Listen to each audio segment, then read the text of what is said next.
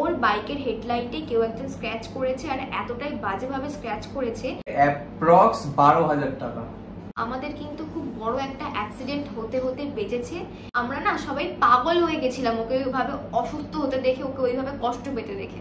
আমার দাদা আর নেই। তারপর হঠাৎ করে একদিন সন্ধ্যাবেলা আমি খবর পেলাম ও আর আমাদের মধ্যে নেই, ওকে আমি আর কোনোদিনও দেখতে পাবো না। আমাদেরকে এতটা ট্রমাটাইজ করেছিল সেই টাইমে, তোমাদেরকে আমি এক্সপ্লেন করতে পারবো না। আমরা জাস্টিস চাই, জাস্টিসের জন্য ওয়েট করছি। We want justice.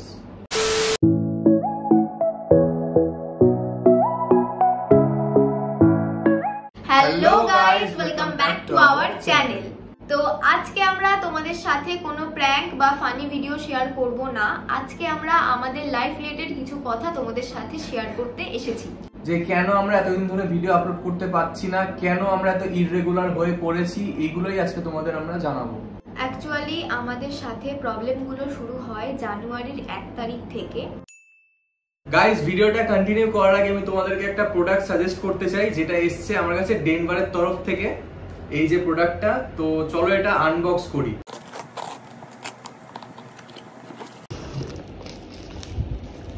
এই যে গাইস, এই প্রোডাক্টটার কথাই আমি বলছিলাম। তো চলো এটাকেও আনপ্যাক করি।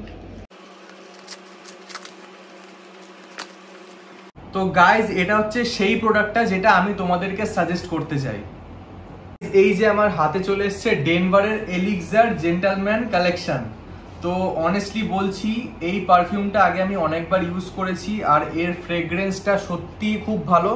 যে কোনো ওয়েদারে অনেকক্ষণ লাস্টিং করে কম্পেয়ার টু আনাদার পারফিউমস। এই পারফিউমটার একটা প্লাস পয়েন্ট হলো এটা খুবই বাজেট ফ্রেন্ডলি একটা পারফিউম, যেটা তোমরা ডেইলি পারপাসে ইউজ করতে পারো অথবা কোনো অকেশনে ইউজ করতে পারো, যেটা পার্টি হোক কিংবা বার্থডে। আর এর প্যাকেজিংটা আমার পার্সোনালি দারুণ লাগে, একটা প্রিমিয়ামনেস আছে এর মধ্যে। তো গাইজ, বেশি দেরি না করে এক্ষুনি যাও ডেনভারের অফিসিয়াল ওয়েবসাইটে অথবা আমার ডেসক্রিপশনে বা কমেন্টে দেওয়া লিঙ্কে তাড়াতাড়ি গিয়ে পারচেস করে নাও পারফিউমটা। আর প্লিজ ভিডিওটা দেখার আগে তোমাদের কাছে আমি একটা রিকোয়েস্ট করছি, তোমরা প্লিজ একটু মন দিয়ে একটু ধৈর্য ধরে আমাদের কথাগুলো শোনার চেষ্টা করো। তো যাই হোক, আমি এবার শুরু করছি প্রবলেমগুলো কি হয়েছিল আমাদের সাথে। জানুয়ারির 1 তারিখে আমরা সকালবেলা রেডি হয়ে যখন জিমে যাওয়ার জন্য বেরাচ্ছিলাম, তখন হঠাৎ করে সন্দীপ নোটিস করে ওর বাইকের হেডলাইটে কেউ একজন স্ক্র্যাচ করেছে, আর এতটাই বাজেভাবে স্ক্র্যাচ করেছে যে ওর বাইকের পুরো শোটাই নষ্ট হয়ে গেছে। তো ভাবতেই পারছো, নতুন গাড়িতে যদি এরকম একটা স্ক্র্যাচ দেখা যায় হেডলাইটে, তো কতটা খারাপ লাগে। মানে ওই স্ক্র্যাচটা না ওর হেডলাইটে পড়েনি, ওর বুকে পড়েছে। হ্যাঁ, তো যাই হোক, তো আমি ওকে বোঝাই যে ঠিক আছে, কোনো ব্যাপার না, তুই চেঞ্জ করিয়ে নিবি, হ্যানা ত্যানা এসব বলে বোঝাই। তো তারপর যখন আমরা সার্ভিস সেন্টারে কল করি, সেখান থেকে আমাদেরকে জানায় যে শুধুমাত্র ওইটুকানি পার্ট চেঞ্জ করলে হবে না, আমাদেরকে পুরো হেডলাইটটাই চেঞ্জ করতে হবে। কারণ অ্যাকচুয়ালি আমি ভেবেছিলাম যখন যে স্ক্র্যাচটা যে কাঁচটায় লেগেছে শুধু গ্লাসটা চেঞ্জ করলে হয়ে যাবে, কিন্তু সার্ভিস ম্যানেজার বলে যে কমপ্লিট তোমাকে হেডলাইটটাই চেঞ্জ করতে হবে, যার দাম পড়বে অ্যাপ্রক্স 12,000 টাকা।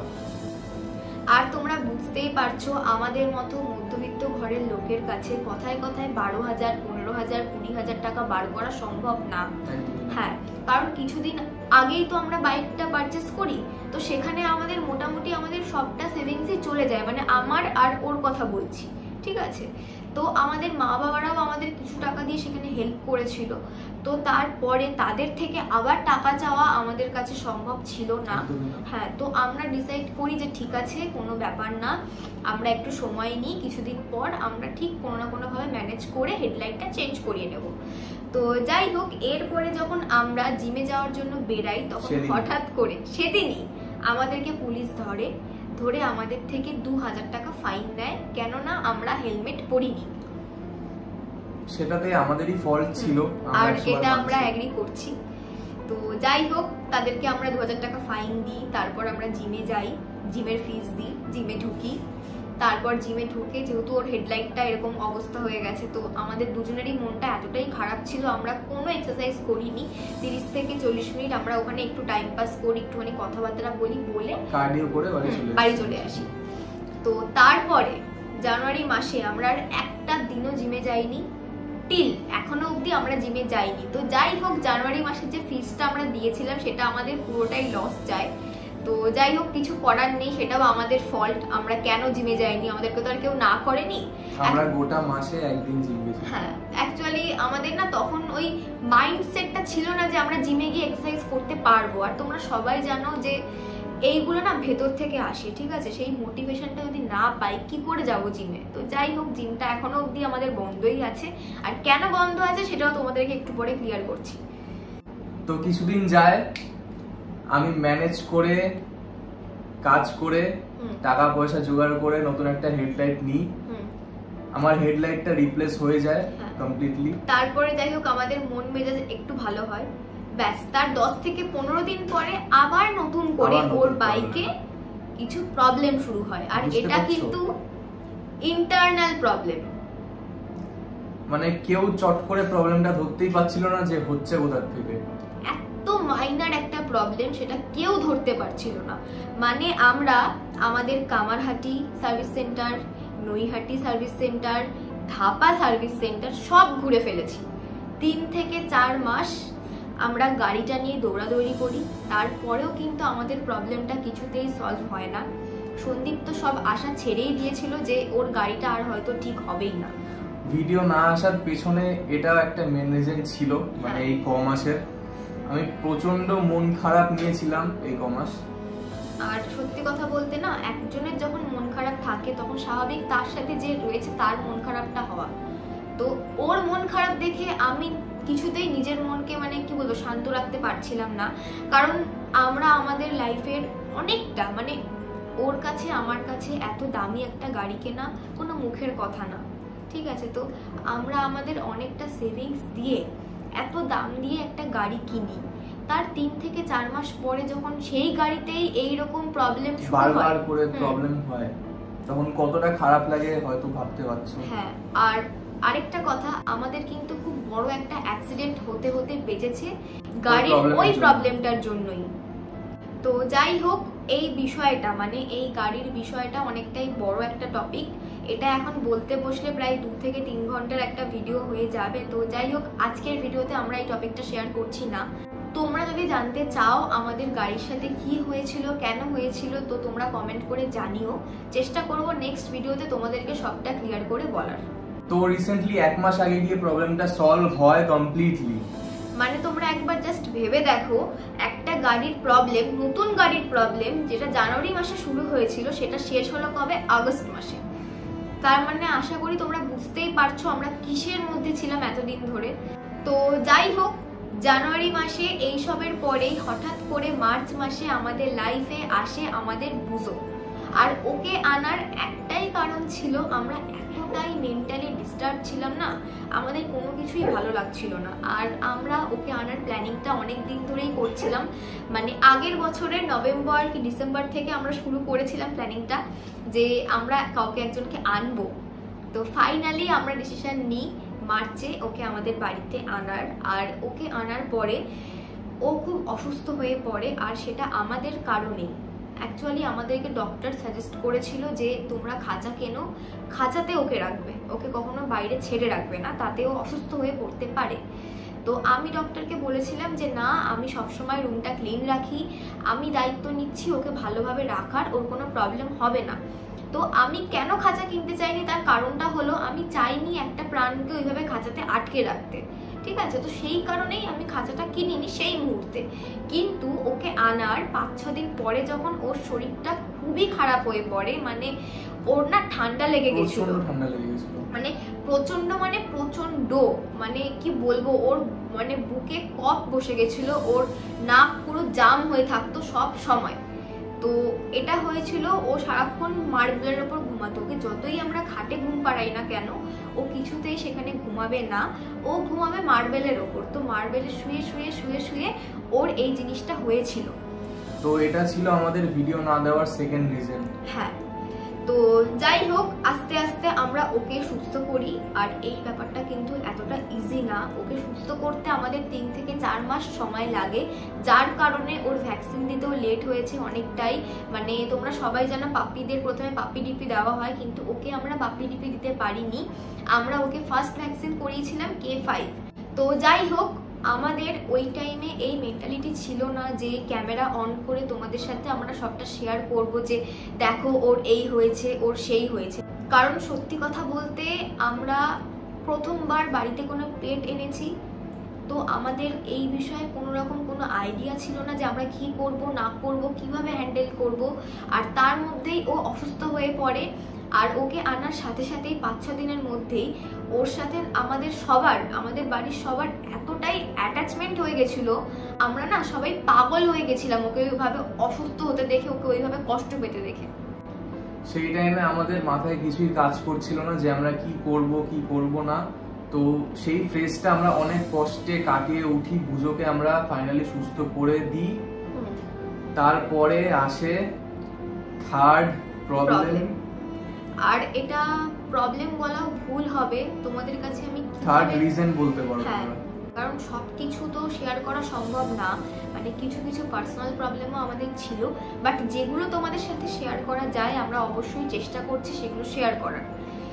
তো আমি একটা কমিউনিটি পোস্ট দিয়েছিলাম যে আমার দাদা মারা গেছে। ওই সিচুয়েশনে আমাদের পক্ষে ভিডিও করা সম্ভব ছিল না।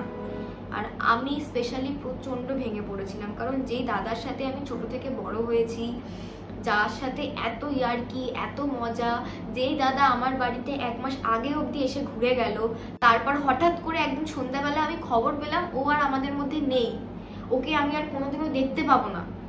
আমাদেরকে এতটা ট্রমাটাইজ করেছিল সেই টাইমে, তোমাদেরকে আমি এক্সপ্লেন করতে পারবো না। তোমাদের সাথে যেমন আমরা শেয়ার করলাম যে গাড়ির প্রবলেমে আমরা কামারহাটি শোরুমে গেছিলাম, তো দাদাও কামারহাটিতেই থাকতো। অ্যাকচুয়ালি আমার দাদা বলতে আমার ছোট মাসির ছেলে, ওর বাড়ি হচ্ছে রানাঘাটে। ও রাইসে যেহেতু পড়তো, বেলঘরিয়া রাইসে, তো সেই কারণে ও বেলঘরিয়াতে একটা মেসে থেকে পড়াশোনা করতো। আর কামারহাটিতে তোমরা সবাই জানো বেলঘরিয়াতেই, তো আমরা সেখানে যখন গাড়ির শোরুমে যেতাম আমরা দুজনে সব সময় দাদার মেসে গিয়ে ওর সঙ্গে দেখা করে আসতাম। আর তোমাদেরকে আমি ঠিক বলে বোঝাতে পারবো না, আমার তো নিজের দাদা বা ভাই কেউ নেই, কিন্তু আমার ছোট মাসির ছেলে, আমার বড় মাসির ছোট ছেলে, এই দুজনের সাথে আমার খুব অ্যাটাচমেন্ট। মানে আমি যখনই ওদেরকে ফোন করে ডাকতাম, দাদা আয় না, দাদা আয় না, আজকে আয়, আজকে চলে আয়, ওরা ঠিক আসতোই। ওদের যতই কাজ থাকুক না কেন ওরা দুজনেই আসতো। অ্যাকচুয়ালি আমার দাদা বলতে আমার ছোট মাসির ছেলে, ওর বাড়ি হচ্ছে রানাঘাটে। ও রাইসে যেহেতু পড়তো, বেলঘরিয়া রাইসে, তো সেই কারণে ও বেলঘরিয়াতে একটা মেসে থেকে পড়াশোনা করতো। আর কামারহাটিতে তোমরা সবাই জানো বেলঘরিয়াতেই, তো আমরা সেখানে যখন গাড়ির শোরুমে যেতাম আমরা দুজনে সব সময় দাদার মেসে গিয়ে ওর সঙ্গে দেখা করে আসতাম। আর তোমাদেরকে আমি ঠিক বলে বোঝাতে পারবো না, আমার তো নিজের দাদা বা ভাই কেউ নেই, কিন্তু আমার ছোট মাসির ছেলে, আমার বড় মাসির ছোট ছেলে, এই দুজনের সাথে আমার খুব অ্যাটাচমেন্ট। মানে আমি যখনই ওদেরকে ফোন করে ডাকতাম, দাদা আয় না, দাদা আয় না, আজকে আয়, আজকে চলে আয়, ওরা ঠিক আসতোই। ওদের যতই কাজ থাকুক না কেন ওরা দুজনেই আসতো। তো এপ্রিলের 13 তারিখ, পয়লা বৈশাখের আগের দিন, আমি আর সন্দীপ সন্ধ্যাবেলা ঘরে বসে কিছু কাজ করছিলাম। তখন হঠাৎ করে আমার বাবা এসে বলে আমার দাদা আর নেই। তো বিষয়টা আমার বুঝতেই প্রথমে কিছুক্ষণ সময় লাগে যে কি বলছে। আর আমার বাবারও সেই মুহূর্তে আমাকে ঠিক করে এক্সপ্লেন করার পরিস্থিতি ছিল না। তো এই খবরটা পাওয়ার সাথে সাথে আমি আর সন্দীপ কোনো রকমে জামাটা চেঞ্জ করে সোজা পৌঁছে যাই রানাঘাটে, কারণ ও মেস থেকে বাড়িতে গেছিল, ও মেস ছেড়ে দিয়েছিল। এবার ও যে মেস থেকে বাড়িতে গেছে সেটাও আমরা কিন্তু কেউ জানতাম না, কারণ 15-20 দিন ধরে ওর সাথে আমাদের কারোরই কথা হয়নি। কারণ দেখো সবাই তো সবার লাইফে বিজি থাকে। তো আমরাও দীঘা গেছিলাম, দীঘা থেকে জাস্ট ফিরেছিলাম সেই টাইমে, তো তারপরে আর ওর সাথে সেরকমভাবে কোনো কথা আমার হয়নি। এরকম একটা খবর পাওয়ার পরে আমার মাসির বাড়িতে আমরা যাই, সেখানে থাকি। পরের দিন পয়লা বৈশাখের দিন আমরা সকালবেলা বাড়িতে আসি, কারণ আমার বাড়িতে পুজো রয়েছে, ওকে খাওয়াতে হবে, ওষুধ খাওয়াতে হবে। সেগুলো করে আমরা আবার দুপুরবেলা ট্রেন ধরে রানাঘাটে যাই, যে সমস্ত কাজবাজগুলো করতে হতো সব কিছু করি। হসপিটালে যাওয়া হয়, ডেথ সার্টিফিকেট আনা হয়, তারপরে আমরা আবার রাত্রিবেলা বাড়িতে ব্যাক করি। তো বাড়িতে ব্যাক করার পরে আমি প্রচন্ড ভেঙে পড়েছিলাম। মানে আমরা ভাবতে পারছিলাম না যে দাদার সাথে আমরা দেখা করতে যেতাম সেই দাদা আর নেই। মানে টিল এখনো অব্দি আমি ভাবতে পারি না যে ও নেই, আমাদের মধ্যেও নেই। এই যে সামনে পুজো আসছে, তোমরা বিশ্বাস করবে কিনা জানি না, আমরা কিন্তু একটা সুতো অব্দি কিনিনি আর কিনবও না। মা দুর্গার দর্শন করতে যেতে হবে, আমার যেটুকু জামা কাপড় রয়েছে আমি সেটা পরেই যাব। আমি আদার্স কোনো নতুন জামা কাপড় কিনবো না। তার প্রথম কারণ আমার দাদা, ও এই বছরে আমাদের ছেড়ে চলে গেছে, আর আমি ওর বোন হয়ে আমি পারবো না নতুন জামা কাপড় পরে সেজে গুজে মা দুর্গার দর্শন করতে যেতে, এটা আমি পারবো না। আর সেকেন্ড কারণ তোমরা সবাই জানো, তিলোত্তমার বিচার এখনো বাকি আছে, আর তিলোত্তমা যতদিন বিচার পাবে না ততদিন আমরা কোনো রকম কোনো অকেশন সেলিব্রেট করব না, একদমই না। আমরা জাস্টিস চাই, জাস্টিসের জন্য ওয়েট করছি কবে দোষীদের শাস্তি হবে আর চারিদিকে এই নোংরা জিনিসগুলো বন্ধ হবে। আমি একটা মেয়ে হয়ে বলছি, যতদিন না এই ঘটনাটার কোনো বিচার হচ্ছে বা আমাদের রাজ্যে কোনো একটা স্ট্রিক্ট আইন চালু হচ্ছে, ততদিন আমরা কিন্তু থেমে থাকবো না। আমাদের বিচার চাই। আমাদের এই কদিন ভিডিও আসেনি ঠিকই, কিন্তু বিশ্বাস করো আমরা যতটা পেরেছি প্রত্যেকটা মিছিলে যাওয়ার চেষ্টা করেছি। আর রিসেন্টলি সব ইউটিউবাররা মিলে যে মিছিলটা করেছিল সেখানে আমরা যেতে পারিনি। তার কারণ হলো পাটুলি জায়গাটা আমাদের বাড়ির থেকে অনেকটাই দূরে, আর আমাদের সাথে যাওয়ার কেউ ছিল না, সেই কারণে আমরা যেতে পারিনি। আমি সত্যি কথা বলতে এখন না একটা খুব ভয়ের মধ্যে রয়েছি, একটা ট্রমার মধ্যে রয়েছি। আমার মনে হচ্ছে না আমি কোথাও সেফ না। আমার ভেতরে এই সাহসটা হয়নি যে ও আর আমি একা মিলে পাটুলিতে যাব, রাত 12টা-1টায় বাড়ি ফিরবো। কারণ আমার এই ভয়টা করছিল যে আমি চলে তো যাবো, কিন্তু আমি ভালোভাবে বাড়িতে ফিরতে পারবো তো, সেই কারণে আমরা সেখানে যাইনি। কিন্তু আমাদের ব্যারাকপুরে যে কটা মিছিল হয়েছে প্রথম দিন থেকে অ্যাটেন্ড করেছি, আর সেগুলোর আমরা কোনো ভিডিও ইউটিউবে তোমাদের সাথে শেয়ার করিনি, বাট ইনস্টাগ্রামে কিন্তু আমরা একটা হাইলাইটও বানিয়ে রেখেছি। আর এখনো টিল আমরা কিন্তু প্রোটেস্ট করে চলেছি। যতদিন না বিচার পাচ্ছি আমরা কিন্তু প্রোটেস্ট করবই, কারণ উই ওয়ান্ট জাস্টিস। তো এই রিজনগুলোর জন্যই আমরা এতদিন ধরে ভিডিও দিতে পারিনি, এমনকি আমিও অনেক রকম কাজে ব্যস্ত হয়ে পড়েছিলাম আমার, তাই জন্য ভিডিও আসতে পারেনি। আর কোথাও না কোথাও গিয়ে আমরা সেই মোটিভেশনটা পাচ্ছিলাম না, সেই বুস্টটা পাচ্ছিলাম না ভিডিও করার, যে আমাদের ভিডিও করতেই হবে। কারণ তোমরা আমাদেরকে আগে যেভাবে ভালোবাসতে, যেভাবে সাপোর্ট করতে, এখন কিন্তু তোমরা কেউই আমাদের সেরকমভাবে সাপোর্ট করছো না। তো তার কারণে আমরা কিন্তু কোনো বুস্ট বা মোটিভেশন কিছু পাচ্ছি না। তো যাই হোক, এটা আমাদের কাজ, এখানে আমরা এসেছি, আমরা কাজ করব, এটা আমাদের প্যাশন। হ্যাঁ, আর আমরা যে স্বপ্নটা নিয়ে এসেছি 100K, এটা যতদিন না পূর্ণ হচ্ছে আমরা কিন্তু আমাদের কাজ করেই যাব। এটা একমাত্র তোমাদেরই হাতে। হ্যাঁ, আর আরেকটা কথা, তোমরা কিন্তু সবাই জানো এই চ্যানেলটা আমাদের প্র্যাঙ্ক চ্যানেল। তো বিশ্বাস করো এই সব পরিস্থিতির মধ্যে না ওর বা আমার কারোরই এই মানসিকতা ছিল না যে ক্যামেরা অন করে আমি ওর সাথে প্র্যাঙ্ক করবো বা ও আমার সাথে প্র্যাঙ্ক করবে। কারণ এটা একটা ছ্যাবলামোর সময় নয়, এটা ইয়ার্কি ঠাট্টার সময় নয়। আমাদের সবাইকে আমাদের লাইফটা লিড করতে হবে, সবাইকে সবার কাজ করতে হবে, খেতে হবে, সব করতে হবে। হ্যাঁ, কিন্তু তাও আমরা কিছুতেই না আমাদের ভেতরে সেই জোরটা পাচ্ছিলাম না যে না আমাদের করতে হবে।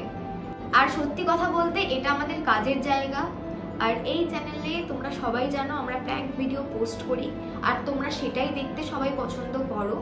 কিন্তু এই কদিন আমাদের চ্যানেলে কোনো রকম কোনো প্র্যাঙ্ক ভিডিও আসেনি, তার একটাই কারণ আমাদের সেই মানসিকতা ছিল না এই সময় প্র্যাঙ্ক করার মতো। কিন্তু কিছু করার নেই, এটা যেহেতু আমাদের কাজ আমাদেরকে করতেই হবে। তো যাই হোক, আমরা চেষ্টা করব খুব তাড়াতাড়ি নতুন ভিডিও দেওয়ার। আমরা প্রমিস করছি না একদমই যে প্রত্যেক সপ্তাহে আগের মতো বেশি বেশি করে ভিডিওস আসবে, কিন্তু আমরা এটুকু গ্যারান্টি দিচ্ছি যে আমরা স্টার্ট করব।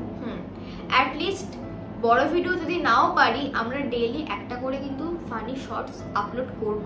আর আমরা কিন্তু এখন থেকে ডেইলি ব্লগ শুরু করেছি আমাদের লাইফস্টাইল চ্যানেলে, তো সেখানে গিয়ে তোমরা চেক আউট করতে পারো। সেখানে সোম, বুধ, শুক্র 3 দিন আমাদের ব্লগ আসবে, প্লাস আমি চেষ্টা করব যেদিন যেদিন বড় ব্লগ পোস্ট হবে না সেদিন একটা করে মিনি ব্লগ দেওয়ার। লিংকটা দেওয়া থাকবে ডেসক্রিপশনে আর কমেন্টে পিন করা থাকবে। হ্যাঁ, তো গাইস এই ভিডিওটাতে আমাদের বুস্ট করো, তোমরা মোটিভেট করো ভালো ভালো কমেন্ট করে, যাতে আমরা এই ফিল্ডে আরো এগিয়ে যেতে পারি। আর একটা রিজনও আছে যেই কারণে আমরা আরো ভিডিও দিতে পারিনি, সেটা হলো বুঝো। ওকে আনার পরে ওকে নিয়ে আমরা প্রচন্ড বিজি হয়ে গেছিলাম। আমরা চেয়েছিলাম যে না, ও আগে ভালোভাবে সুস্থ হোক, ও একটু বড় হোক, তারপরে আমরা আবার আমাদের কাজের জায়গায় ফিরে আসব। আর আমরা কিন্তু এখন আপাতত জিমটা বন্ধ রেখেছি, তার কারণ বুঝো যতদিন না একটু বড় হচ্ছে, মানে অ্যাটলিস্ট ওর যতদিন না 1 বছর বয়স হচ্ছে, আমরা জিমটা জয়েন করছি না। ওর 1 বছর হোক, তারপর আমরা আবার জিমটা জয়েন করব। অ্যাকচুয়ালি সারাদিন বুঝোর দেখাশোনা করার পর, আমাদের পার্সোনাল কাজ করার পর আমাদের হাতে আর সময় থাকে না যে জিমে যাব, গিয়ে এক্সারসাইজ করব। তো যাই হোক, খুব তাড়াতাড়ি আমরা আবার জিমটা জয়েন করব। আর খুব তাড়াতাড়ি আমাদের চ্যানেলে কিন্তু আগের মতন আবার ভিডিওস আসবে। আর ব্লগ চ্যানেলে কিন্তু ডেইলি কোনো না কোনো ভিডিও ঠিক আপলোড হবে। শুধু তোমরা সবাই পাশে থেকো। আজকে ভিডিওটা কেমন লাগলো অবশ্যই কিন্তু তোমরা কমেন্ট করে জানিও। আর তোমাদের কি মতামত সেটাও কিন্তু তোমরা অবশ্যই কমেন্ট করে জানিও। তো এই ভিডিওটা এখানেই এন্ড করছি। ভালো লাগলে একটা লাইক করে দিও, শেয়ার করো, আর গাইজ সবাই একটা করে অ্যাটলিস্ট কমেন্ট করো, যাতে আমরা আরো মোটিভেট হই। আর আমরা কিন্তু 30K এর খুব কাছে রয়েছি, তাই তাড়াতাড়ি সাবস্ক্রাইব করো। 30K করাতে হবে তো আমাদের। এবার থেকে কিন্তু আরো মজাদার কন্টেন্ট আসছে। এবার থেকে আমাদের চ্যানেলে ধামাকাদার সব ভিডিওস আসবে, সেটা বড় ভিডিও হোক বা ছোট ভিডিও হোক। কিন্তু আমাদের চ্যানেলে কিন্তু এখন থেকে ডেইলি কিছু না কিছু ভিডিও পোস্ট হবে, আমাদের দুটো চ্যানেলেই, ব্লগ চ্যানেলেও প্লাস প্র্যাঙ্ক চ্যানেলেও। তো এই ভিডিওটা এখানেই এন্ড করছি, দেখা হচ্ছে নেক্সট ভিডিওতে। বাই।